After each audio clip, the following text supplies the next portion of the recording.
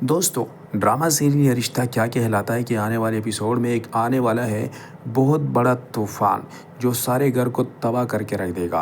पिछले एपिसोड में आप लोगों ने देखा कि सारे घर वाले पार्टी करते हैं और मिलजुल के एक दूसरे से माफ़ी भी मांगते हैं। सबके दरमियान जो दूरियां होती ख़त्म हो जाती है। यहाँ तक कि क्रिश की माँ भी आती है और सब में मिलजुलती है। अबीरा भी काफ़ी खुश होती है और अबीरा मायरा से कहती है कि मायरा, क्या तुम्हें पता है, जब मैं तुमसे दूर थी तो दादी सा मुझे तुम्हारी तस्वीरें भेजती थी ताकि मैं उसे देखकर अपने दिल को सुकून दिला सकूं। दादी सा को ये एहसास था कि मैं तुम्हें कितना मिस करती हूँ, इसलिए वो तुम्हारी तस्वीर मुझे भेजती थी।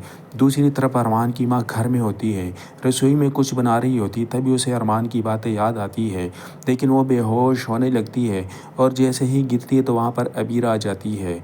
उसके ज़हन में यही होता है कि अरमान ने मुझे बचा लिया और अरमान मुझे लेने के लिए आया है, लेकिन उसे इस बात का ज़रा भी एहसास नहीं होता।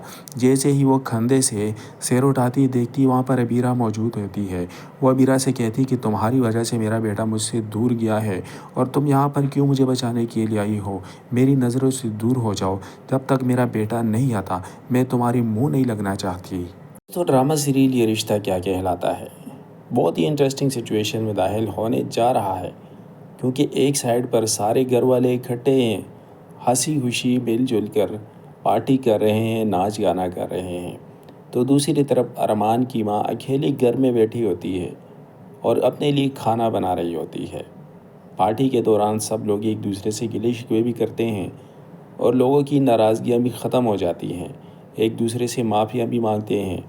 अबीरा मायरा से कहती है कि क्या आपको पता है, जब मैं आपसे अलग थी तब दादी सा ही मुझे तुम्हारी तस्वीरें भेजती थी, क्योंकि दादी सा को ये एहसास था कि मैं आपको कितना मिस करती हूँ। ये सुनकर मायरा रोने लग जाती है और दादी सा के गले लगती है और दादी सा से कहती है कि मैंने आपको हमेशा गलत समझा, लेकिन बिल्कुल आप ऐसी नहीं निकली। अरमान की माँ खेले घर में सालन बना रही होती है, लेकिन अचानक उसको अरमान की याद आती है तो वह बेहोश होने लगती है और गिरने लगती है। तभी अबीरा उसे आके संभालती है, लेकिन उसे ये लगता है कि कहीं अरमान ने मुझे संभाल लिया।